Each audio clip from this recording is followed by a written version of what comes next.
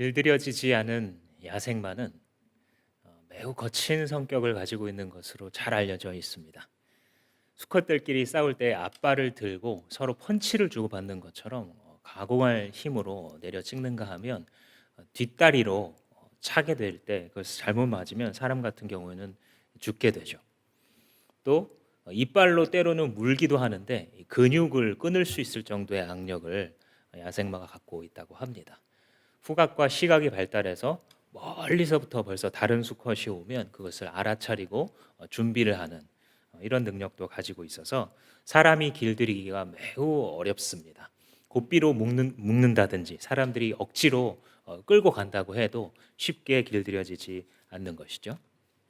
그래서 이 미국 서부 쪽을 여행하다 보면 끝도 없이 펼쳐진 이 평원이나 이 언덕들 사이에 말들이 이렇게 수십 마리씩 때로 몰려 있는 것을 볼 수 있는데 바로 야생마들입니다.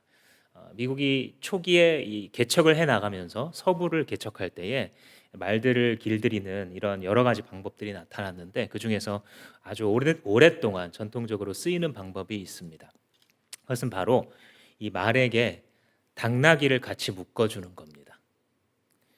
야생말에게 했었던 고삐를 다 풀러주고 조그만한 이 당나귀를 하나 묶어주면 처음에는 이 당나귀 귀찮은 당나귀를 띄어버리려고 천방지축으로 날뜁니다. 힘이 세기 때문에 당나귀를 힘으로 끌고 이리저리 가는가 하면 지평선 너머로 그냥 사라져 버리기도 하는데 며칠이 지나고 나면 다시 돌아옵니다.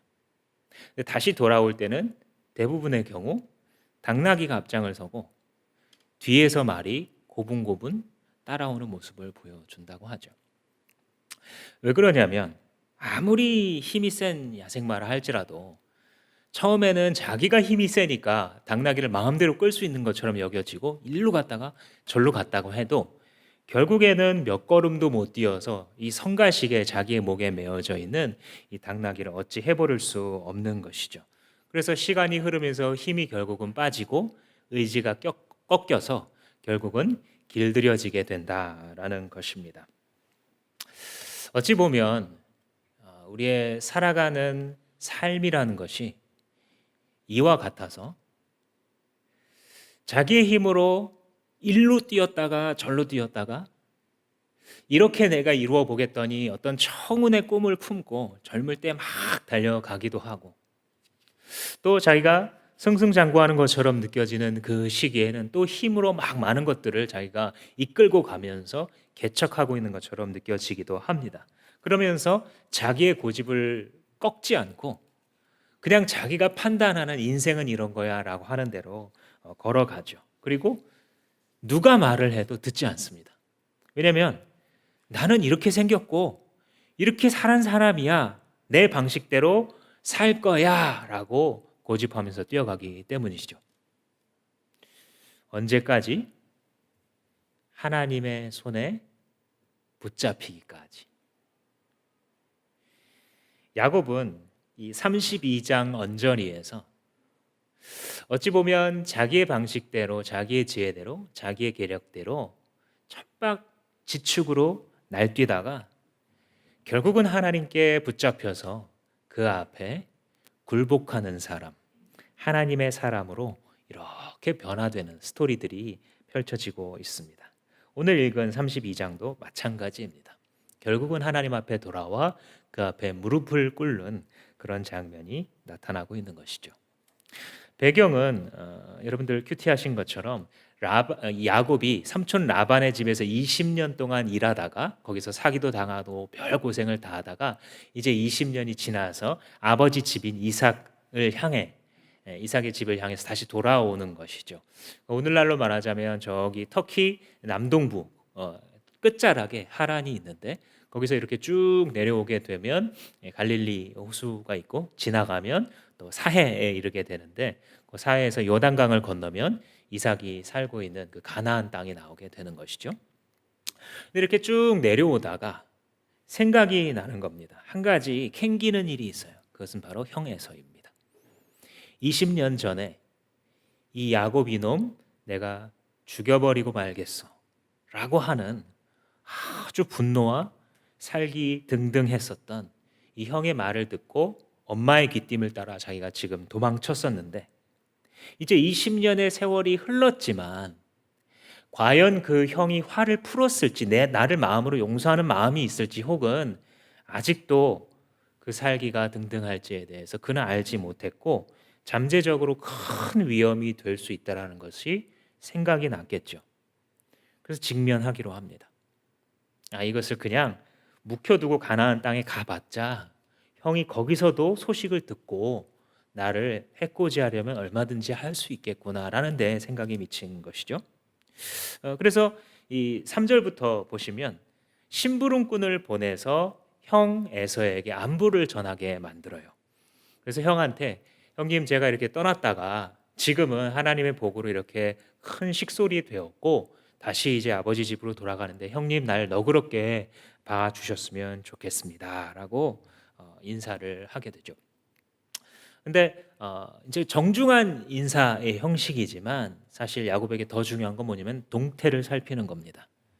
형이 지금 어떤 상태인지 세월이 많이 흘러서 자기도 변한 것처럼 형도 혹시 마음이 더 관대하고 나를 받아들일 준비가 되어 있는지 아니면 이전에 그 거칠고 무서웠던 형의 모습 그대로인지 그는 이제 피할 수 없는 일인 것을 알기 때문에 그것을 피하지 않고 해결하기로 작정한 것이죠.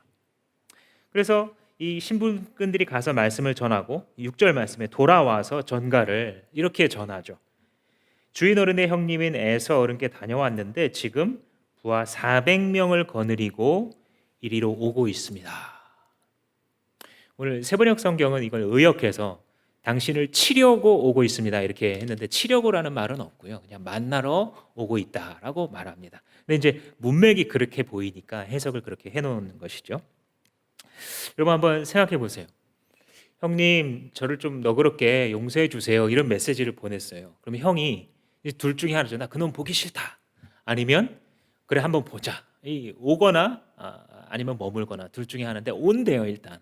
근데 오는데 혼자 혹은 이 아내와 자식들과 이렇게 이제 가족이 오는 게 아니라 400명의 장정을 거느리고 온다.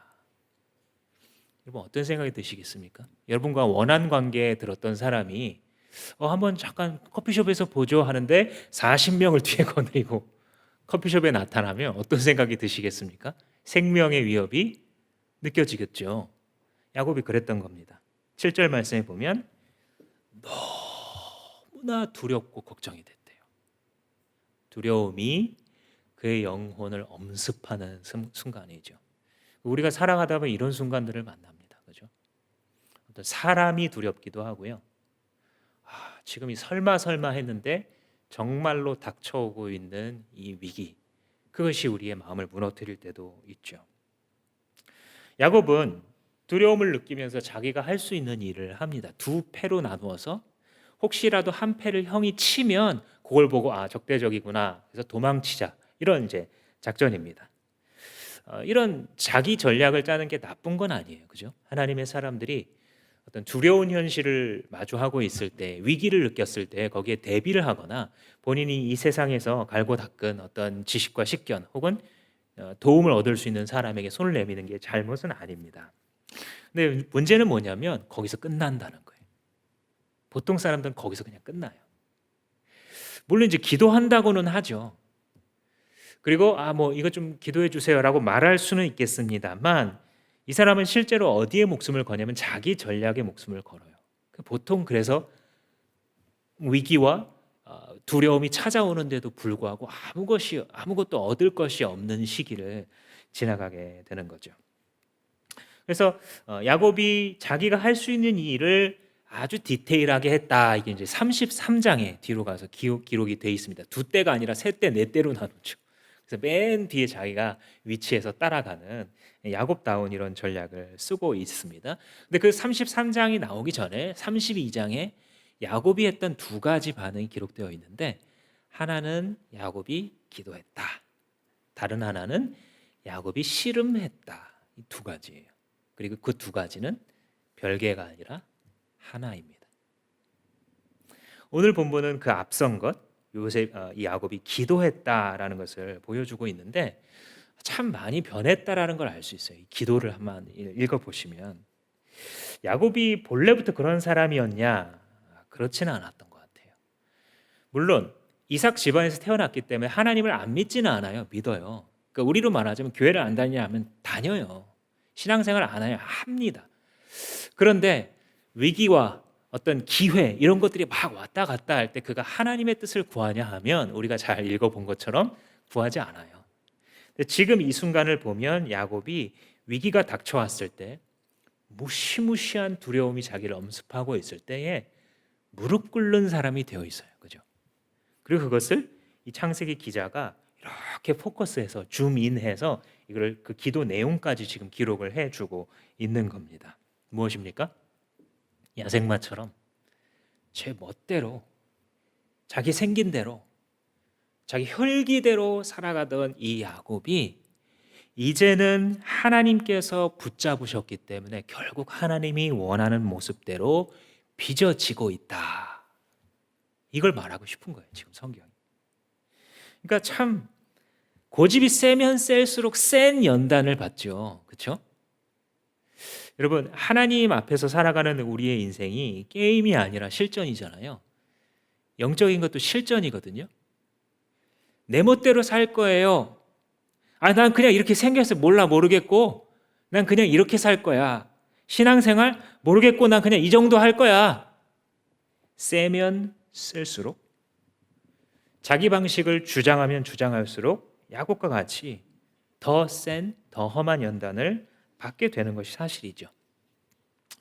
근데 그 세월들을 20년이 넘는 세월들을 지나고 나서 야곱은 이제 깨닫고 있어요. 하나님이 아니면 안 되는구나.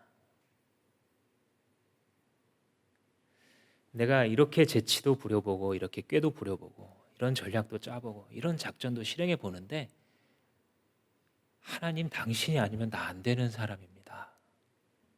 이게 지금 야곱의 기도의 핵심이에요. 이런 고백을 일컬어서 우리는 믿음이다라고 말을 하게 되는 겁니다. 하나님, 내가 아닙니다.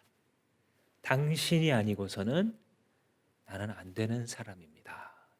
이것이 바로 믿음이고 믿음의 사람들이 올려드리는 기도의 점프대가 바로 여기에요.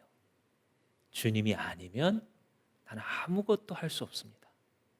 나라는 사람은 아무것도 아닙니다. 그죠? 어느 날 갑자기 봄이 되니까 피어났다가 갑자기 어느 날 더운 바람이 불면 쓰러져 가는 이 땅에 이름 없는 들풀과도 같은 그런 무력하고 무미한 것이 바로 하나님 없는 내 인생입니다. 이런 고백이죠. 이게 바로 믿음이에요. 여기서 진짜 기도가 시작되는 겁니다. 야곱은 결국은 험악한 세월을 지나가면서 하나님 앞에 굴복함으로써 하나님 앞에 무릎 꿇음으로써 하나님의 진짜 믿음의 사람이 되어가고 있었던 거예요. 근데 이게 항상 그래요. 그래서 기도라는 것은요. 물론 우리가 기도의 측면을 여러 가지를 배워갈 때 기도를 반드시 해야 된다. 깨어 있어야 한다. 이게 꼭 필요해요. 하나님 앞에 반드시 하기 싫어도 기도해야 된다. 맞습니다. 틀리다는 게 아니에요. 근데 순서가 그게 아니에요. 기도의 사람이 되어가는 것은요. 자기가 스스로를 막 훈련하고 기도의 사람이 막 되고 싶다고 해가지고 되는 경우는 거의 없습니다. 기도는 왜 하기 시작하냐면요. 항복하는 거예요. 항복. 이전에 자기 혈기대로 자기 지혜대로 살아갈 때는요. 기도 잠깐 뭐 하는 듯 마는 둥 하고 실제 정말 저 중요한 것은 자기 손에 자기가 오늘 하는 일에 달려 있거든요. 자기의 뇌 구조 속에서. 근데 어느 순간에 이르면요. 자기가 한 달 동안을 고생했는데도 불구하고 아무것도 이루어지지 않았던 것이 하나님께 잠깐 기도했는데 하나님이 응답하셨을 때 정말 너무 허무하리만치 감사하게 1시간 만에 그냥 해결되는 거예요. 자기가 몇 년 동안을 피땀을 쏟았는데 아무 진전도 없었던 것이 하나님의 은혜의 바람을 그냥 이렇게 쭉 부시는데 자기 가정이 풀리기 시작하는 거예요.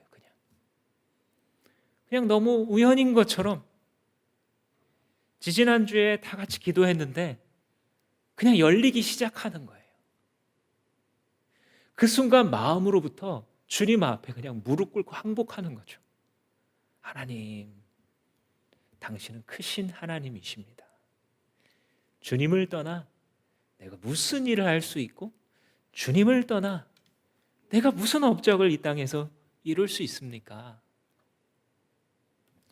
그래서 기도는 굴복한 자의 표징이에요. 참된 믿음의 기도는요, 주님 앞에 항복한 자가 드리게 되는 겁니다. 이 열왕기서에 보면 히스기야 왕이 주님께 기도를 하잖아요. 근데 이제 그 유명한 하나님 앞에 편지를 펴놓고 하는 그 기도를 보면요, 어떤 상황이냐면 당시에 전 세계를 제패하고 있었던 이 아수르의 사네립 왕이 쳐들어오고 또 랍사기라는 기가 막힌 이 외교 전술을 가진 사람을 내걸어서 심리전으로 이 이스라엘 나라를 다 흔들어 버려요. 야, 너네 가만히 생각해봐. 히스기야한테 속지 마. 하나님 여호와가 뭐 어쩌고 저쩌고 구원해 줄 거라고 히스기야가 분명히 설교할 텐데 그거 다 뻥이야. 지금 사네립 대왕이 집어삼킨 나라 중에 자기 신에게 기도하지 않은 나라가 어디 있어? 근데 그 나라 중에서 지금 실제로 그 신이 구원해 준 나라가 어디 있어? 다 멸망시켰는데? 다 우리 사네립 대왕의 칼 아래 무릎 꿇었는데? 너희 여호와만 무슨 예외라는 증거 있어? 그런 헛된 기대하지 말고 지금 나한테 항복해. 이런 연설을 하고 또 비슷한 내용의 편지를 히스기야한테 주면서 떠난 거예요. 히스기야가 기가 막힙니다. 근데 뭐라고 또 할 말이 없어요. 왜냐하면 사실이에요. 인간적으로 국제 질서의 엄연한 냉혹한 현실로 보면 그게 다 사실이에요. 그가 하는 말이 다 사실이에요.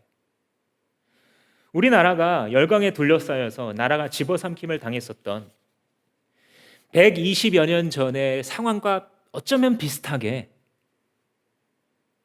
대한민국이 많은 자부심을 부리고 또 지금 선진국 반열에 들어섰다 하면서도 우리 주변 나라의 이 열강들이 그냥 자국 우선주의로 막 돌아섰을 때에 정말 많은 이 대한민국이 참 앞으로 어디로 가겠는가 이런 생각을 우리가 이런 기도를 다시 할 수밖에 없는 것처럼 히스기야는 당시 그 나라의 지도자로서 할 말이 없는 거예요. 내가 여기서 용기를 낸다 한들, 내가 지금 뭐 말 몇 마리 더 기르고 군대 조금 더 강성하게 만든다 한들 할 수 있는 방법이 없는 그런 위기와 모욕이 찾아왔을 때 그가 한 것은 무엇이었습니까? 무릎 꿇는 것뿐이었어요. 그래서 19장 말씀에 히스기야가 사자의 손에서 편지를 받아보고 여호와의 성전에 올라가서 히스기야가 하나님 앞에 그 편지를 그냥 펼쳐놨대요. 그것밖에 할 수 없는 거예요. 하나님 한번 보시라는 거예요. 하나님 이 상황을 좀 보세요. 그러면서 이르기를 하나님 여호와여 주는 천국 천하 만국의 홀로 하나님이십니다. 주님이 이 세상을 다 만들으셨으니 주님 눈을 떠서 이 편지를 보시옵소서. 이렇게 기도해요. 무엇입니까? 주님, 나는 하나님 아니고서는 안 됩니다. 주님, 이 공동체는, 이 나라는 주님이 아니고서는 우리가 날고 긴다 한들 이 위기를 타파해 나아갈 수 있는 능력도 힘도 없습니다. 라고 깨닫고 엎드리는 것이죠. 그러니까 어떤 한 나라건 한 가정이건 개인이건 간에 기도하는 사람은 어떤 마음인 것이냐면 주님 앞에 이제 항복하고 그동안 자기의 혈기와 정욕을 따라 살아왔었던 그 옛사람을 주님 앞에 무릎 꿇리는 겁니다. 이게 믿음의 비밀이에요.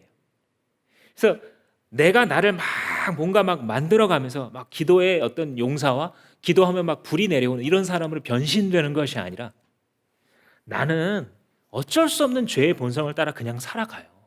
그죠? 여러분, 지금 삶에서 기도하는 것이 아주 쉬운 분이 있습니까? 기도하면서 정말 살고 계신 분 있으세요? 현대인들의 생활을 보면요, 기도 안 하는 게 당연해요. 기도 안 하고 기도 못 하고 그렇게 세월이 가고 있는 게 너무 당연해요. 아침에 일어나잖아요. 출근하기 그렇게 바쁜데 밥 먹고 씻고 여기 옷 갖춰 입고 준비해가지고 나가기 바쁜데 어떻게 기도해요, 그죠? 어떻게 기도해요? 기도 못하지, 그죠? 저녁에 돌아오면 이 퇴근길에 막 막혀가지고 돌아와가지고 막 힘들어서 씻고 밥 먹고 뭐 조금 얘기하고 애들이 뭐 문제 있으면 그거 해결해주고 쫓아다니고 알아보다 시간 다 가고 그리고 나도 조금 여유가 있어야지. 조금 여유 부리다 보면 밤 1시, 2시가 되는데 무슨 기도를 해요? 못하죠, 당연히. 그죠? 그렇잖아요. 기도는 하나님께 항복한 자가 하는 것이에요. 기도는 하나님이 아니면 나 죽을 것 같습니다. 하나님이 아니면 나는 아무것도 못하는 사람입니다. 이게 기도예요. 하나님 앞에 야곱이 굴복하면서 올려드린 이 기도의 내용들을 살펴보면 야곱이 지금 어떤 입에 발린 소리로 기도하는 게 아님을 잘 알 수 있어요. 그 내용 속에는요, 그의 세월이 다 들어가 있습니다. 그가 울고 웃으며 고생하고 피를 흘렸던 그 많은 세월의 감정이 다 들어가 있고 하나님을 만난 사람의 기도가 여기 들어가 있어요. 그래서 하나님 앞에 항복하는 내용이에요. 이 기도의 내용이. 첫 번째로는요, 믿음을 갖고 기도한다는 것을 알 수 있는데 9절 말씀해 보시면 아브라함의 하나님, 이삭의 하나님 이렇게 불러요. 지난주에 이게 무슨 뜻이라 그랬죠? 아브라함에게 약속하셨던 것 지금까지도 지키시는 하나님, 이삭에게 약속하셨던 것 지금까지도 지키시는 하나님, 나에게도 그 약속을 앞으로도 지키실 하나님. 이걸 일컬어서 언약의 하나님이다 그랬죠. 언약의 하나님이라는 것은 결국 뭐예요? 하나님의 성품 중에 하나님의 신실성, 그죠? 신실하신 하나님. 이걸 이제 일컬어서 신학적으로 탁 줄여서 언약적 신실성이다 이렇게 말합니다. 신실하신 하나님을 믿고 기도하는 거예요. 지금 야곱이. 참 하나님이 만지시면 되게 놀라운 것이 야곱은 본래 자기의 노력과 자기가 타고난 걸 의지하면서 살아가는 사람이에요. 1년의 성공을 거두기는 거둬요. 근데 하나님 없이 성공하잖아요. 많은 걸 벌은 것 같아요. 많은 노력을 부었거든요. 근데 손가락 사이로 다 빠져나가고 없어요. 어느 순간에 보면. 그러니까 이 체감상 어떤 거냐면 막 노력하고 막 돈 아껴가지고 여기서도 2만 원, 여기서도 3만 원 해가지고 한 75만 원 정도 아꼈는데 턱 걸려가지고 한 7천만 원이 날아가는 이런 느낌이에요. 한 7억이 그냥 빚지게 된 이런 느낌이에요. 그러니까 야곱이 이제는 이 신실하신 하나님이 아니면 언약의 신실하신 하나님이 나를 지켜주시지 않고 나를 보호해 주시지 않으면 내 삶이 아무것도 제대로 설 수 없습니다라는 것을 믿고 있어요. 기도를 올려드릴 때 하나님을 기쁘시게 하는 기도의 출발점이 여기에 있어요. 뭐냐면 믿는 거예요. 하나님을 믿고 기도하는 거예요. 신앙생활을 하신 분들이 사실 문제가 생기는 게 바로 다른 게 아니라 그냥 이거예요. 믿고 기도하냐라고 생각해 보면 사실 반만 믿고 기도하는 경우가 많아요. 어린아이들은 너 기도하면 하나님이 들어주신다? 그러면 어때요? 믿고 기도해요. 정말로. 그래서 어린아이들이 응답을 잘 받는 겁니다. 초신자들이 말씀을 배우잖아요. 이제 예수님을 만났기 때문에 믿고 기도해요. 이루어지는 거예요. 근데 사람들이 경험을 하면서 엄마가 안 낳거든요. 기도했는데 자기가 이 진로가 안 열리거든요. 기도 부탁하고 기도했는데 그래서 그 경험의 결과로 진리를 재해석해요. 원래 거꾸로 돼야 되거든요. 자기의 경험이 이렇건 저렇건 진리에 딱 비춰서 다시 그 경험을 재해석할 수 있어야 돼요. 이게 믿음입니다. 이 믿음의 성숙도가 이거예요. 근데 많은 사람들은 그래서 기도가 재해석되어서 믿음이 오염되어 있는 상태예요. 그래서 기도를 하기는 하는데 기도가 그렇게 땡기지도 않고 막상 기도를 하면 고역이라고 느껴지는 이유가 뭐냐면 주님에 대한 믿음의 기대감이 실제로 많이 망가져 있는 상태예요. 많은 경우에 저를 포함해서 많은 사람들이 그래서 기도하지 않아요. 히브리서 기자가 말씀했습니다. 믿음이 없이는 기쁘시게 못하나니 하나님께 나아가는 자는 반드시 그가 계신 것과 자기를 찾는 자들에게 상 주시는 이심을 믿어야 한다. 기도의 출발점이에요. 이게 반드시 뭐를 믿어요? 하나님이 존재하셔서 지금 다스리시고 계시는 그 하나님이라는 사실과 그가 자기를 찾고 무릎 꿇고 그 앞에 기도하는 자들에게 상 주기를 원하는 하나님이라는 것을 믿고 나아가라는 거예요. 그 기도의 첫 번째 관문이에요. 이 믿음이 하늘 문을 열어 제끼는 거예요. 하나님은 신실하신 하나님이셔서 내가 주께 부르짖을 때 들으신다라고 하는 단순한 믿음, 순전한 믿음이 바로 항복한 사람이 드리는 기도입니다. 두 번째로는 정직이에요. 항복한 사람은 주님 앞에 기도할 때 정직합니다.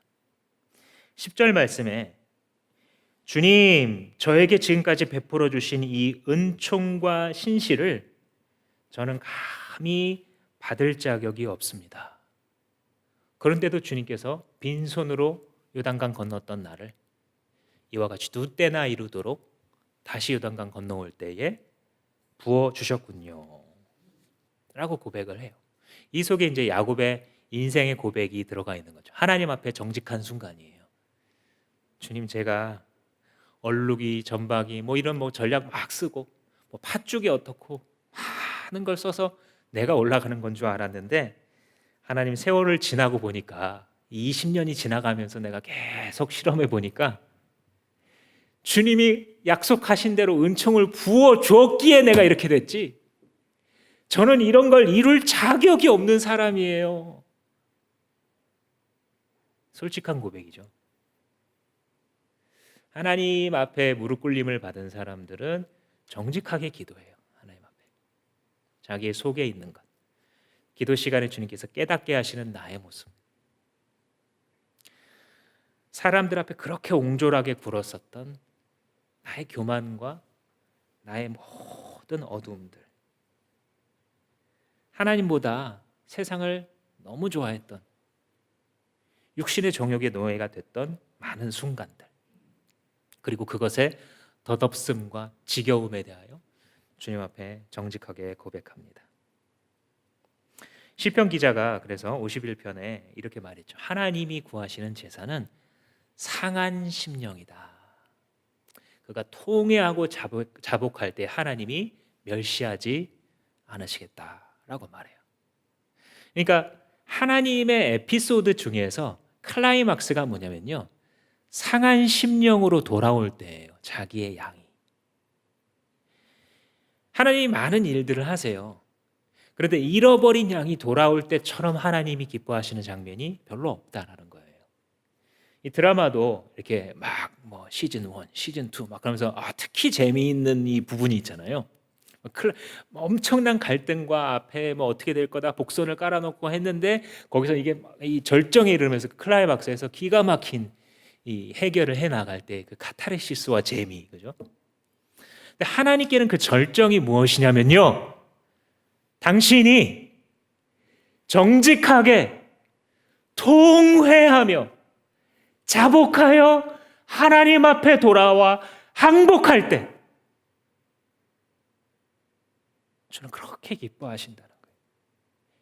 죄인이 99마리에 이미 주님께로 돌아와 있는 양들도 있겠으나 주님을 떠나 멀리 가 있었던 그 죄인된 양이 이제 주 앞에 돌아올 때에 하늘에서 주님이 잔치를 베푸신다. 이게 성경이 우리에게 가르치는 바이죠. 그래서 우리는 하나님의 은혜에 굴복하는 자신의 모습을 사모해야 돼요. 다시 자기 자신에 대해서 자꾸 여러분 그림을 그리셔야 되는데요. 왜냐하면 내가 그리지 않으면 남들이 그려줘요. 남들이 잘 그려주냐 하면요, 아주 못생기게 그립니다. 너는 이것도 못하고 너는 이것도 없고 넌 저것도 빠졌고 너는 이것도 남들보다 지질이 더 느리고 너의 인생은 이미 망하고 있어. 이렇게 그려줘요. 가만히 있으면. 근데 믿음의 사람들은 어떻게 하냐면 하나님께서 나에게 말씀해 주시는 하나님의 계획과 하나님의 은혜로 날마다 자기의 그림을 다시 그리는 거예요. 은혜로 색칠하는 거예요. 로마서 4장 말씀에 보시면 주님이 우리에게 베푸신 그 놀라운 사랑을 이렇게 멋있는 표현, 너무나 영광스러운 표현으로 표현하고 있어요. 4절 말씀에 4장 5절 말씀에 이를 아니할지라도 경건하지 아니한 자를 의롭다 여겨 주시는 이를 믿는 자에게는 그 믿음을 의로 여기시나니. 불법의 사하심을 받고 가리우심을 받은 자는 너무나 복되다. 이런 말을 해요. 무엇입니까? 하나님 앞에 나와서 많은 선한 삶을 살거나 이제 하나님을 열심히 믿으면서 주님 앞에 막 성경도 잘 읽고 막 이웃도 많이 도와주고 구제도 많이 한 다음에 주님께서 그래 너 이제 괜찮은 사람 됐구나 이렇게 그렇게 해주시는 게 아니라 그 길은 그냥 공상과 상상에 불과하고 하나님께서 우리를 죄에서 건지시고 우리의 정욕에 노예됨에서 건지시는 길이 무엇이었냐면 이미 아직도 죄인인데도 불구하고 일을 아니할지라도 그게 그거예요. 의를 향한 일을 할 수 있는 능력이 아직도 전혀 없음에도 불구하고 그 불법으로 살아가는 사람 자체를 살아계신 하나님, 그를 의롭게 여기실 수 있는 분을 믿는 그 믿음 하나만 보시고 의롭다고 선언해 주시는 하나님. 그 주님의 선언이 우리의 모든 존재를 영원히 바꿔버려서 정말로 의인이 되어갈 수밖에 없는 영원하고 불가역적인 변화를 우리 속에 일으키시는 그 하나님을 믿는 자에게는 그 믿음을 의로 여겨주시고 우리의 모든 불법을, 우리의 모든 불의를 사하시고 가리워 주신다.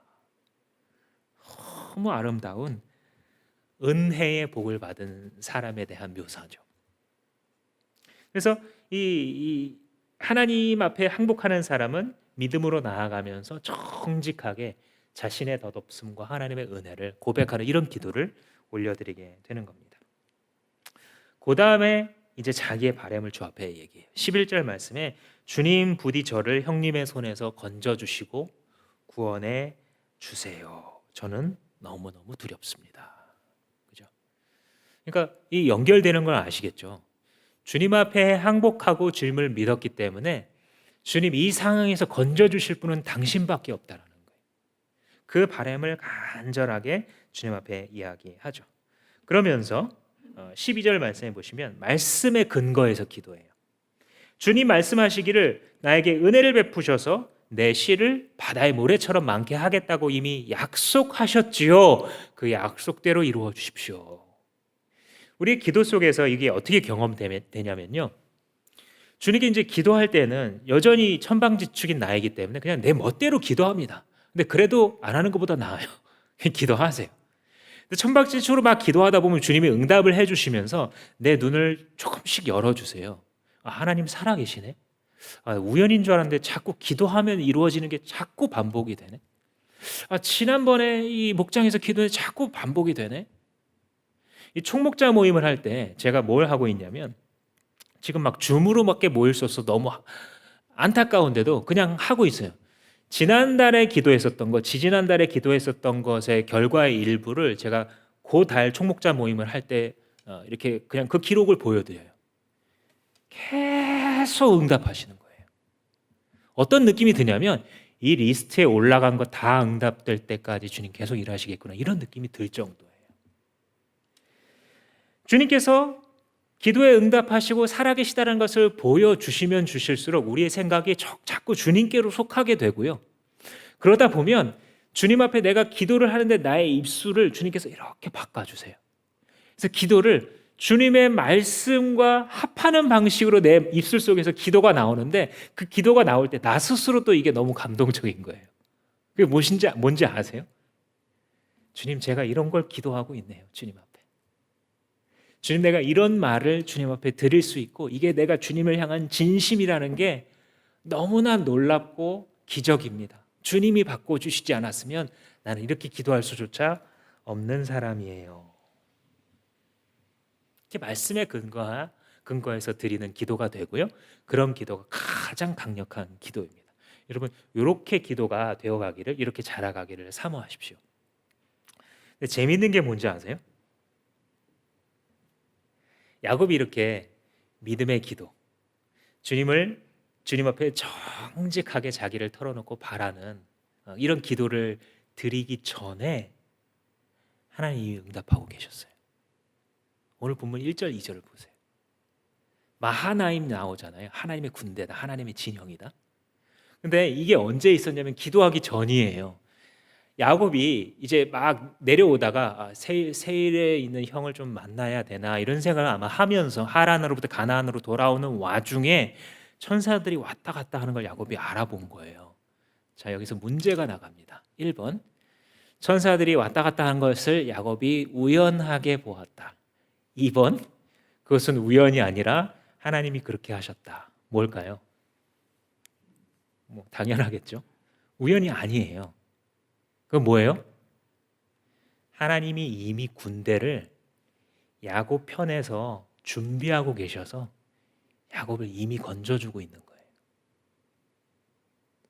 하란으로 도망갈 때 베델에서 꿈속에 사닥다리 위를 오르락 내리락 하는 땅의 사람들이 하늘과 열린 방식으로 이제 살아가게 되는, 연결되어 살아가는 방식이 되는 그것을 경험했던 야곱이 이제 똑같은 방식으로 집으로 돌아올 때에도 하나님과 자기 사이를 연결해 주는, 그리고 자기가 지금 위기에 처해 있을 때에 하나님의 군대가 야곱 앞서 행하시는 모습을 야곱이 목격한 거예요. 너무 재밌는 것은 야곱이 9절부터 12절에 이르는 이 진심의 항복하는 기도를 올려드리기도 전에 주님께서는 그 기도의 내용 그대로 그를 구원하시는 일을 이미 응답하고 계셨기에 우리는 여기서 하나님이 어떤 분이신가에 대해서 묵상할 수밖에 없게 돼요. 특별히 하나님의 시간은 무엇인가? 저는 천국에 가게 되면 하나님께 꼭 여쭤보고 싶어요. 하나님께는 과거가 무엇이고 현재는 무엇이고 미래는 무엇이세요? 물어보고 싶어요. 현대 과학자들이 이 블랙홀의 존재를 실증을 했잖아요. 100년 전에 아인슈타인이 이론으로만 추측할 수 있었던 그것이 이제 기술이 발달하니까 블랙홀이 있지 않고서는 설명될 수 없는 빛이 왜곡되거나 사라지는 현상을 발견하게 됨으로써 아인슈타인이 상대성 이론에서 말했었던 시간의 빠르기가 관찰자의 위치와 환경에 따라 달라질 수 있구나. 어떤 사람에게는 하루인데 어떤 사람에게는 이틀일 수 있구나. 주님께는 하루가 무엇이고 주님께는 천년이 무엇입니까? 주님께는 어제가 무엇이고 주님께는 오늘이 무엇이며 주님께는 내일이 무엇입니까? 주님께는 아브라함과의 관계가 무엇이고 야곱과의 관계가 무엇이며 나와의 관계가 무엇입니까? 모든 만물을 지으시고 다스리실 뿐만이 아니라 시간의 수레바퀴 위에 서셔서 모든 시간을, 모든 공간을, 모든 2차원, 3차원, 4차원, 5차원, 11차원의 시공간과 우주를 다스리시는 당신은 누구십니까? 상상할 수도 없는 광대하신 하나님께서는 이 작은 야곱이 야생마처럼 자기 혈기와 정욕대로 살아가던 그가 주님 앞에 항복하고 기도하였을 때에 이미 오래전부터 응답해 오고 계셨고, 그 하나님의 시간을 초월한 신실하심은, 그의 응답은 야곱이 엎드렸을 때에 비로소 야곱이 소원하는 바와 하나님이 작정하셨던 바가 일치되는 놀라운 기적과 영광의 빛이 뿜어지기 시작했던 것입니다. 그래서 하나님의 사람들은 이전에는 하나님을 믿어도 하나님이 나를 도와주는 분으로 생각하고 내가 여전히 주인공으로 생각하는 이 그림을 가지고 있다가 어느 순간 하나님이 방대하게 써 내려가시는 이 내러티브 속에서 주님이 나를 등장시키시는 거구나. 등장의 인물로. 주님의 그 거대한 측량할 수도 없는 이 길고 위대한 스토리 속에서 이 역사의 어떤 시점에서 나같이 먼지만한 작은 자를 꽉 잡으셔서 굴복시키셔서 은혜 아래 항복하게 하시고 주님 뜻대로 내 인생 쓰시옵소서. 주님 마음대로 길가에 굴리시려면 굴리시고 나로 나의 높은 곳에 두시려면 그렇게 하소서. 당신은 영광과 찬송을 받으시게 합당하신 분이십니다. 내 생명을 늘리시려거든 늘리시고 지금 걷어가시려거든 그렇게 하시옵소서. 나는 오늘 죽어도 그 병상에서 주님을 찬송하겠습니다. 이렇게 항복하게 만드시는 순간에 우리의 인생은 주님의 거대하고 위대한 스토리의 일부가 되는 영광을 받게 되는 것이죠. 한 부분을 더 나누고 마치려고 합니다. 아까 이 9절부터 12절의 야곱의 기도와 이 뒤에 나오는 야곱의 씨름이 하나라 그랬잖아요. 32장 23절과 24절을 보시면 야곱이 자기 식구들을 먼저 다 건너 보내는 이 사건이 나옵니다. 야복강을 사이에 두고 자기가 아까 두 때로 나눴다 그랬는데 막 네 때 정도로 나눠가지고 앞서 다 보내고 식구들까지 보냅니다. 그리고 자기 홀로 남아 있어요. 그리고 그 야복 강가에 홀로 남아 있는데 왜 그랬는지 잘 성경이 설명하지 않아요. 근데 너무나 재밌게 어디서 나왔는지 정말 엉뚱하게 어떤 사람이 이 야곱과 씨름을 하고 있어요. 하나님이죠. 하나님 혹은 하나님의 사자라고 볼 수밖에 없어요. 이 문맥이. 왜냐하면 나중에 이곳의 이름을 분이엘이라고 부르면서 내가 하나님을 대면하여 봤다 이렇게 얘기하거든요. 하나님이셨어요. 갑자기 나타나서 야곱과 씨름하는 사람이.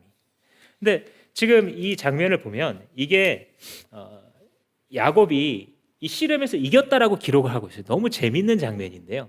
하나님과 씨름에서 하나님을 이겨요, 야곱이. 근데 이게 반어법이에요.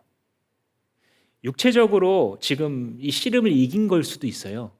근데 영적으로 하나님한테 완전히 굴복하는 씨름이에요. 이 씨름이. 기도란 그런 거잖아요. 그죠? 하나님과 씨름하며 야곱이 당신이 나를 복주지 아니하시면 나는 보낼 수 없습니다. 야곱이 뭐 너무 헬스를 많이 해가지고 정말 그의 이두박근을 하나님도 막 빠져나올 수가 없어서 이길 수 없었다라고 기록하고 있었던 게 아니잖아요.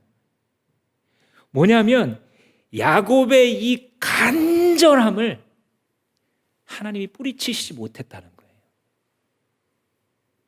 주님 앞에 무릎 꿇었을 때에 주님, 나는 주님 없으면 안 되는 사람이니까 주님이 나랑 함께 해주지 않으시면 나는 결단코 당신을 보내드릴 수 없습니다.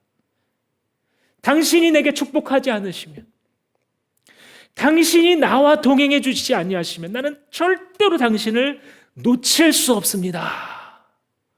기도잖아요, 기도. 그죠? 생사를 건 기도를 드리고 있어요. 성경 말씀이 참 멋들어진 표현을 하고 있어요. 그가 도저히 야곱을 이길 수 없다는 것을 알고서 야곱의 엉덩이를 쳤다. 이 쳤다도요, 원어에 보면 만졌다예요. 툭 갖다 대는데 어떻게 돼요? 그 다음부터 다리 불구가 됩니다. 야곱이. 하나님의 힘을 보여주는 장면인데 여러분들 혹시 고관절 아픈 거 경험해 본 분 있습니까? 잘못하다 삐거나 다치게 되면 아무 데도 못 가요. 고관절 다치면. 한 걸음 걸을 때마다 통증이 느껴지니까 뭐 계단 오르락 내리는 운동은 고사하고 그냥 집에서 여기서 저기 가는데도 찡그려야 되는 게 이 고관절 다치는 거거든요. 이 사람의 이 엉덩이뼈라고 지금 부르고 있는데 이 골반과 우리의 이제 이 넓적다리죠. 이걸 연결하는 대퇴골이라고 보통 부르잖아요. 이걸 이제 연결을 하게 되는데 골반의 밑에 이렇게 오목한 부분이 있습니다. 이걸 비구라고 불러요. 거기에 우리의 이 넓적다리뼈, 이 대퇴골이 이렇게 들어가 있어서 이 관절로서 움직이면서 하는데 이거를 탈골시키는 거예요. 쳐서. 이 표현을 나중에 원어 표현을 한번 살펴보면 부러뜨렸다기보다는 out of joint. 그러니까 이 관절에서 이걸 빼낸 이런 모습을 지금 보여주고 있어요. 근데 그게 얼마나 아팠는지 여러분 뼈가 이렇게 탈골된 거 경험해 본 분 있으세요? 차라리 부러진 것보다 그 순간만큼은 더 아프거든요. 그래서 이 탈골됐을 때 야곱이 얼마나 힘들어했는지 그 모습을 본 아들들과 후손들이 다시는 짐승의 이 고관절 부위를 먹지 않아요. 고관절 부위에 있는 이 힘줄을 먹지 않았다고 지금 성경이 기록하고 있어요. 그러니까 이게 뭐냐면 야곱이 이후로 아마도 계속해서 이거로 인해서 엄청나게 불구가 되어서 아픈 삶을 살아갔던 것으로 보입니다. 육체로 비록 힘으로 하나님을 이긴 씨름이지만 실제로 그는 하나님 앞에 굴복했던 것이에요. 육으로는 하나님 앞에 엎드려 굴복했고 영으로는 이제 일어나 비로소 세상을 이기는 거예요. 우리가 세상을 이기는 믿음의 원리는 바로 이런 겁니다. 하나님과의 씨름. 이 표현이 참 너무 멋있어요. 이 비유가. 하나님의 삿발을 잡고 하나님 난 주님 없으면 안 돼요 라고 하는 이 정말 주님 앞에 거지가 된 심령의 그 기도를 올려드릴 때에, 주님 앞에 굴복할 때에 우리의 육체는 주께 굴복하게 되어서 비로소 자기의 육신의 정욕으로부터도 자기가 통제권을 갖게 되고 세상이 끊임없이 던져주는 미끼들을 맨날 물면서 살아왔었던, 세상을 그렇게 좋아했었던 이 세상의 방식들도 무릎 꿇릴 수 있게 되는 것, 그것이 바로 이 기도의 씨름을 통해서입니다. 여러분들이 세상에서 승리하시려거든 하나님을 붙잡은 전투에서 먼저 승리하시기를 사모하십시오. 하나님 앞에 온전하게 굴복할수록 세상을 온전하게 굴복시킬 수 있습니다. 하나님 앞에서 온전히 무릎 꿇을수록 내 모든 지금까지 나를 괴롭혀온 옛 자아와 옛 사람의 추함이 완전하게 정복되어 갈 것입니다. 그래서 빌립보서에서는 우리에게 어떤 두려움이 막 찾아오는 상황이 있을 때에 아무것도 염려하지 말고 모든 일에 기도와 간구로 너희의 구할 것을 감사하면서 기도해라. 그러면 하나님께서 이 모든 것들을 지키시고 평강을 더하시리라. 이런 말씀을 해주셔요. 그러니까 이 씨름, 하나님을 붙잡는 씨름이 진짜 전투이지 두렵다라고 보이는 그 상황 자체가 진짜 전장이 아니라는 것이죠. 베드로 사도는 만물이 마지막에 가까웠으니 너희는 정신 차리고 근신하여 깨어 기도하라 이렇게 말했어요. 우리의 삶이 영적 전쟁터라는 것을 가르쳐 주는 거예요. 수요일 날 말씀을 나눈 것처럼 우리는 항상 언제 어디에 있든지 사탄과 그 졸개들과 영적 전쟁을 벌이는 상태라는 것을 잊어서는 안 돼요. C.S. 루이스가 말하는 것처럼 귀신과 이 사단이죠. 사단을 너무 두려워하는 것도 사단의 전략이고요. 사탄을 마치 없는 것처럼 무시하는 것도 사탄의 전략이라 그랬죠. 성경이 가르치는 바는 무엇이냐면 지금도 이 세상은 공중 권세 잡은 자가 수많은 사람들을 노예로 부리고 있는 세상이에요. 정치, 경제, 사회, 문화, 국가, 사회, 문화, 심지어는 교회, 목장, 모든 공동체도 그리스도의 통제 아래 벗어나는 순간 그렇게 되는 것이에요. 그래서 베드로 사도는 이 사탄이 얼마나 집요한지 이 희생 제물을 잡아먹으려고 탁 수풀에 웅크리고 있는 사자처럼 믿는 자라도 할 수만 있으면 넘어뜨리려고 그렇게 하기 때문에 너희들은 정신 차리고 깨어서 이 마지막 때에 기도해라 라고 말한 거예요. 예수님은 어떻게 하셨냐면 이게 참 재미있는 장면인데요. 마태복음 26장에 예수님이 겟세마네 동산에 제자들을 몇 명 데리고 가시잖아요. 그리고 이제 기도를 합니다. 근데 기도를 하면서 36절에 뭐라고 말씀하시냐면 얘들아 내가 저기 가서 기도할 동안에 너네들은 여기 앉아 있어. 여기까지만 말하세요. 근데 저는 이 앉아 있어 여기서 예수님이 생략하신 거라고 확신합니다. 너네 잠깐 앉아 있어. 그리고 예수님 저기 가서 뭐 하세요? 기도하세요. 이거 이제 3번 왔다 갔다 하면서 계속 자고 있잖아요, 제자들이. 그래서 마지막에 뭐라고 마시냐면 26장 40절에 베드로에게 말씀하시되 너희가 나와 함께 1시간도 깨어 있을 수 없더냐. 예수님의 머릿속에서는 지금 같이 있는 거예요. 예수님이 홀로 지금 기도로 나아가고 있는 게 아니라 제자들과 같이 주님 앞에 기도의 씨름으로 나아가고 있는 거예요. 그래서 예수님의 기대가 뭐냐면 주님이 여기서 기도하실 때 너희들도 1시간 깨어서 나랑 기도했으면 좋겠는데, 이거를 너무나 이 압축적인 표현으로 제자들에게 이 그림으로 남겨주시는 거예요. 맞죠, 맞죠. 이 세상의 합리적 정신으로 생각하자면 기도 안 하는 게 당연해요. 우리가 기도 못 하는 게 당연합니다. 기도 너무 힘든 게 당연해요. 그러나 하늘이 열린 자에게는, 하나님께 항복하겠다라고 말하는 자에게는, 하나님이 어떤 분이신지 이제 알기 시작한 자에게는 그 반대가 되는 거예요. 기도하지 않으면 살아갈 수가 없어요. 기도하지 않으면 너무 많은 시간을 낭비하게 돼요. 기도하지 않으면 너무 많은 길을 돌아서 목적지를 가게 돼요. 기도를 해야만 질러 가게 되고, 기도를 해야만 시간이 남기 시작해요. 기도를 해야만 일이 풀리기 시작하고, 기도를 해야만 하나님의 사람이구나 느낄 수 있게 되는. 그래서 예수님이 너희가 1시간도 나와 깨어 있을 수 없냐라고 하신 이 말씀은 제자들에게만 하신 말씀이 아니라 저와 여러분들에게도 지금 하고 있는 말씀입니다. 여러분, 우리가 사순절 기간을 지나고 또 종료주일을 지나게 되면 이제 고난주간에 특별 기도회를 하게 되는데, 특별 기도회를 할 때마다 여러분 이런 생각을 꼭 하세요.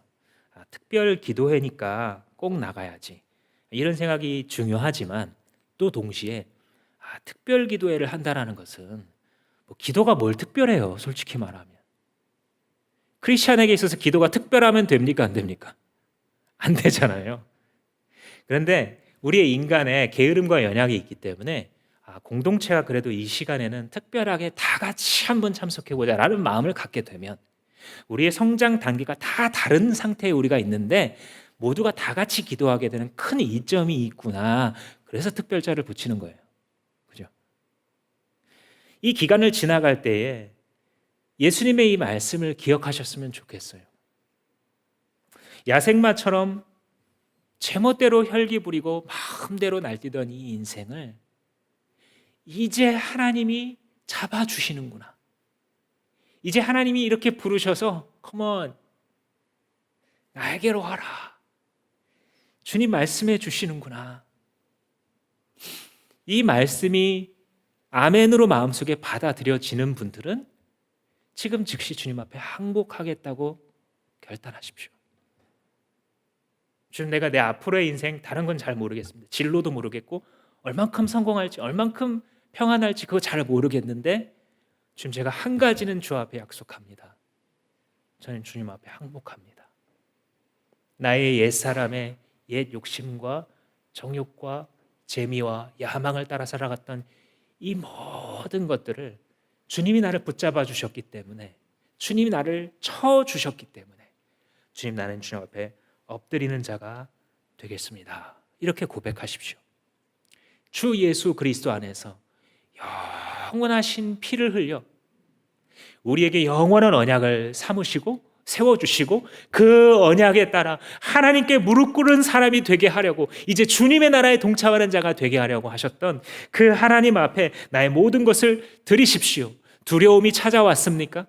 여러분들 너무나 걱정할 만한 상황이 지금 엄습하고 있습니까? 그럴수록 하나님 앞에 붙잡힌 자가 되기를 사모하십시오. 날마다 이 그림을 그리고 걸어갈 때에 하나님께 육으로는 굴복하며 영으로는 세상을, 종력을 대하여 승리하실 줄 믿습니다. 기도하시겠습니다. 이 시간 기도할 때에 야곱이 올려드렸던 그런 마음의 기도를 이 시간 한번 올려드릴 수 있었으면 좋겠는데요. 주님, 지나간 나의 인생의 시간 속에서 내가 참으로 주님을 믿고 있었는지 내 믿음을 다시 한번 주님 앞에 점검합니다. 하나님께 나아가는 자는 반드시 그가 계신 것과 자기를 찾는 자들에게 상 주시님을 믿어야 할지니라. 주님, 제가 믿음으로 주님 앞에 항복하겠습니다. 정직하게 토로하며 나아가겠습니다. 두려움이 찾아올수록 그것이 기회가 되어 주님께 항복한 자로, 주님 손에 잡힌 자로 평생 살아가겠습니다. 결단의 기도를 올려드리시겠습니다. 주님, 제가 무슨 말 하겠습니까? 제가 누구에게 가르치겠습니까? 나 스스로가 주님 행복하지 못하게 하시옵소서. 주님, 나 같은 자를 붙잡아 주셨습니다. 하나님의 은혜가 내게 큰 주님, 나는 이러한 것을 받을 자격이 없는 사람, 이런 사람, 또 이렇게 좋은 동역자들을 만날 자격이 없는 사람, 주여 내게 주시니 주님, 이 시대를 살아갈 때 주의 기쁨을 따라 주의 말씀에 따라 살아갈 수 있게 하여 주시옵소서. 이 시간 계속해서 기도할 때 이 나라를 위해서 잠시 기도하는 시간을 가졌으면 좋겠습니다. 코로나 백신 접종이 이루어지고 있는데 사실 우리가 얼마나 많이 백신과 치료제를 위해서 기도했습니까? 하나님께서 응답하셔서 인류 의학사에 전에 있지도 않았던 속도로 백신이 개발되어 실제로 효력을 발휘해가고 있다는 이런 뉴스입니다. 사람들은 그것조차도 빠르니 느리니 불평하지만 하나님의 사람들이 하나님이 이루시는 응답하신 이것 앞에 감사해야 합니다. 하나님 감사합니다. 이 일이 이 땅 가운데에 주님의 긍휼하심을 따라 더 온전하게 이루어지게 하시고 실무자들과 의료진들 지치지 아니하며 당국자들이 많은 수많은 복잡한 문제들을 지혜롭게 풀어갈 수 있도록 그들을 붙잡아 달라고, 또 이 나라가 수많은 교회들이 이 시기를 지나며 주님의 낮추심 앞에 겸손하게 하나님의 음성을 듣고 신앙의 본질들을 회복하는 우리 주마음교회를 비롯해서 그런 교회들이 되게 해달라고 기도하시겠습니다. 하나님, 이 나라를 불쌍히 여겨 주시옵소서. 주님께서 베푸신 은혜 속에 백신이 개발되고 치료제가 개발되어 하나님 사람들에게 적용되기 시작했습니다. 아직 그 수량이 부족하고 속도가 빠르지 않지만 그럼에도 불구하고 주님, 우리의 기도에 응답하시고 듣고 계심을 믿습니다. 하나님 오셔서 우리의 마음과 생각을 주장하시고 책임져 주시고 이 사회를 붙드시며 위정자들에게 지혜를 주시고 아버지, 많은 발대가 있을지라도 바른 방향을 향하여서 사람들을 잘 설득하며 리더십을 발휘할 수 있는 그런 당국자들이 되게 하여 주시옵소서. 의료진들과 실무진들 지치지 않게 하여 주시고 국민들이 하나 되어서 이 국난을 극복하여 갈 수 있도록 도와주시옵소서. 이 땅의 교회들을 불쌍히 여겨주시고 하나님, 어려움 속에 있습니다. 수많은 공동체들이 예배를 회복해야 합니다. 예배가 회복되게 하시옵소서. 많은 아이들이 예배를 회복해야 합니다. 주님, 예배가 회복되게 하여 주시옵소서. 하나님, 주마음교회를 붙들어 주시옵소서. 믿음으로 서가게 하시고 지치고 마음 가운데 외로움이 있는 성도들에게 주님 찾아와 주셔서 그들을 안아주시고 살아와 주시옵소서. 감사합니다.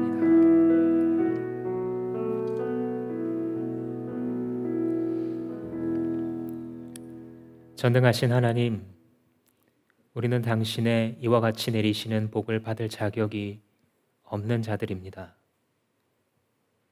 예수 그리스도를 받을 자격이 없고 주님의 이 신실하신, 언약의 신실하신 당신의 자비를 받을 자격이 없고 이제 우리의 때에 예수 그리스도를 알아 천국 갈 시민이 될 자격이 본래 없었고 또 이와 같이 좋은 동역자들과 함께 신앙생활하는 것이 마땅한 그런 자격이 없는 자들입니다.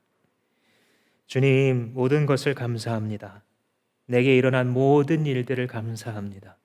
예수 그리스도 안에서 내게 새 피조물로서 일어나고 있는 많은 연단과 고난의 순간들까지도 주 앞에 감사합니다. 주님, 나를 무릎 꿇리시고 주 앞에 항복하게 하실 때에 가장 행복한 주님의 스토리의 일부요, 주님의 스토리의 등장인물로 살아갈 것을 믿습니다. 오 주여, 내 육체를 쳐 주셔서 주님을 향하여 눈을 뜨게 하시고 늘 주님을 붙들고 살아가는 자들, 또한 우리의 가정들, 우리의 목장 모둠들 다 될 수 있도록 은혜를 베풀어 주시옵소서. 예수님 이름으로 기도합니다. 아멘.